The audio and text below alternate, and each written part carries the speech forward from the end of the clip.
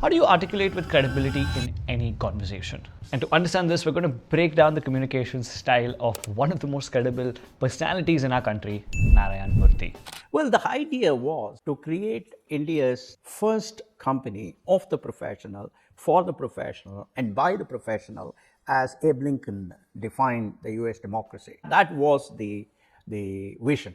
Now, when I was looking at his interviews, I was pleasantly surprised by how articulate of a speaker he is. He's so poised and composed, and his responses are very, very well structured. Now, most of us might not be at his level. We might not be running huge companies like Infosys, but at the same time, I think there are certain techniques and patterns that we were able to spot and break down that you and I can apply in almost any setting to help level up the credibility that we communicate with, which can help us in multiple aspects. So in this video, we're going to get into how to develop more persuasive responses when asked a question, how to articulate with credibility even if you don't know what to say, and one simple phrase to help raise your credibility without making it obvious. By the way, if you're new here, hi, my name is Radeep from Frantically Speaking. We release communications content regularly, so if you're into that, hit subscribe.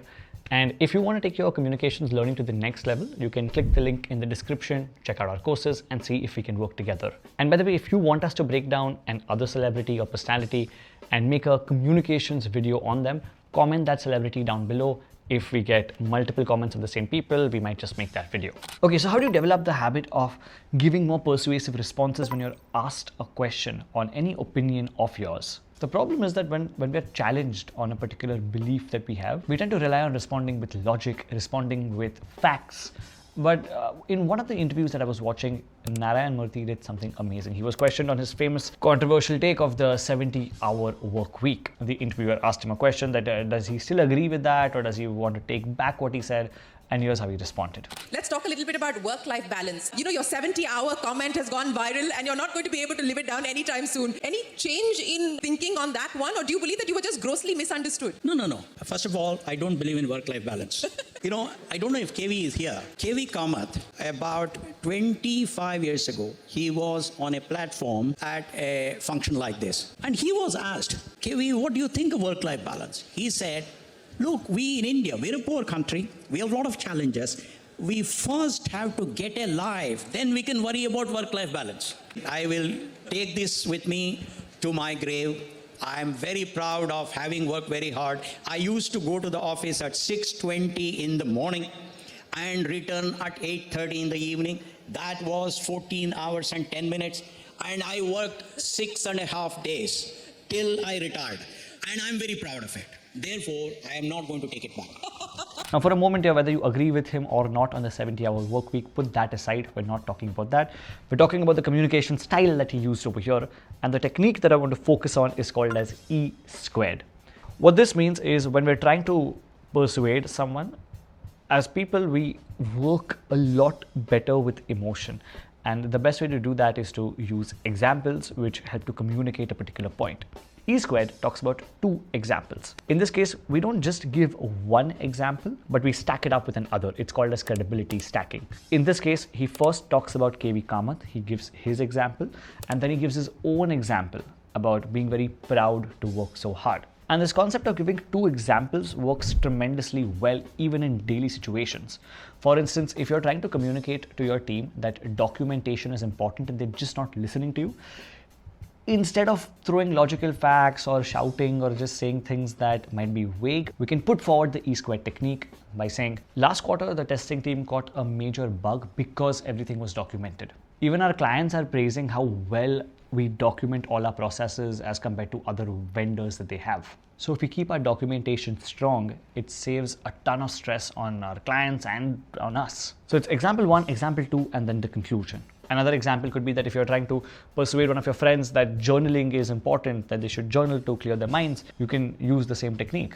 I think you should really journal because I started it last year and it's allowed me to structure my thoughts so that I become less reactive and less impulsive. In fact, even Oprah Winfrey has said that she's been journaling since she was a teenager, which has been one of the key contributors to her clarity of thinking. So it's a small habit, but one that really clears mental space and can lead to great results.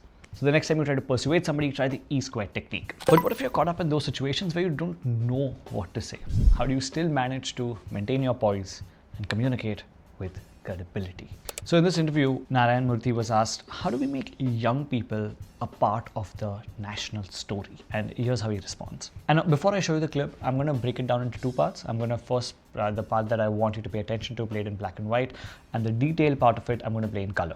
I do not have any experience at the national level. I'm a small man. I can only relate to what I did at Infosys. Yes. Which today probably 300,000 company. When I retired, it was probably 200,000 or something. And I learned one thing from Mahatma Gandhi. And I'm a great admirer of Mahatma Gandhi. And that is leadership by example. For example, when I wanted people to come on time, I didn't go on haranguing people and saying, you have to come on time, you have to come on time. I would leave home at 6 a.m. and would be in the office at 6:20. Everybody noticed. They started then coming on time. Now, this is a technique known as experience substitution. And it's one of the best things I've seen a lot of people at a leadership level do effectively. Now, the first part of the clip, which was in black and white, is him saying that, hey, what you asked me, I don't have a direct answer to that. I do not have any experience at the national level. But then he doesn't just leave it at that. He then moves on to say, I don't know about that, but let me give you my experience on what I've done, which is probably on a smaller level, but it might help add some value to this conversation. And that works amazingly well when we don't know what to say, but we still want to say something while being relevant. So we acknowledge the gap, honestly, and we anchor it back to our own experience. And finally, we are able to extract a transferable lesson from it, which is the value part. This not only helps build credibility, it also helps us become a lot more relatable with who we're speaking to. And we're still able to deliver value without delivering the perfect answer. I remember I was at this panel discussion. I was in the audience, and one of these panelists were asked that, hey, your team is very big. How do you tend to manage a 500-person plus team? And do you have any advice for others who are managing teams of that magnitude? Now, the thing is that the panelist who was asked this question did not really have such a big team. He had a much smaller team, and the question was incorrectly asked to him.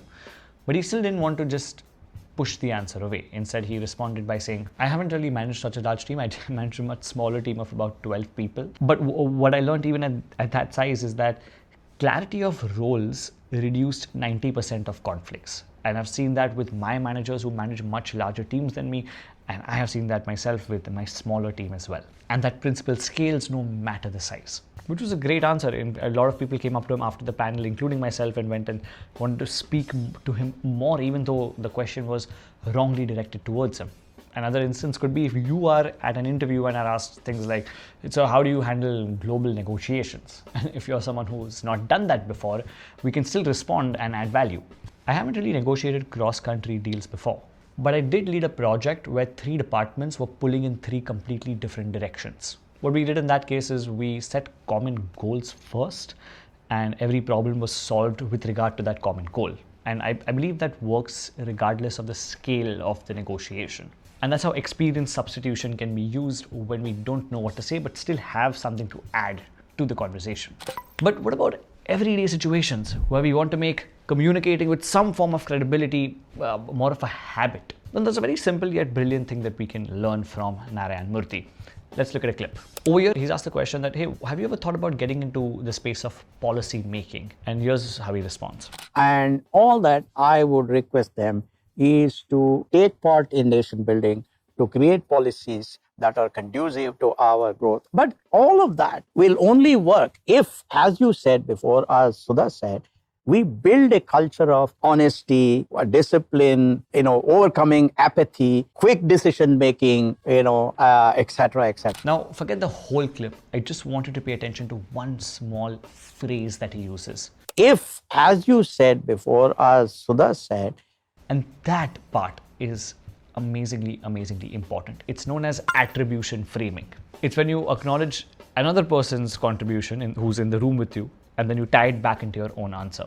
It not only builds credibility, it also shows active listening and builds rapport with the person who you acknowledged. And this can apply even in the smallest settings. Instead of just saying, hey, I think this we should go to this restaurant, it's great. If the other person has mentioned something nice about the restaurant before, we can instead say, like you had said before, the ambience of the restaurant is amazing. And I think if we go there tonight, we'll have a great time. So words like you said, or as you mentioned, work very well when used positively in a conversation because it acknowledges the other person and we are able to build rapport in the smallest capacity. And it is these small changes in our communication that can make all the difference.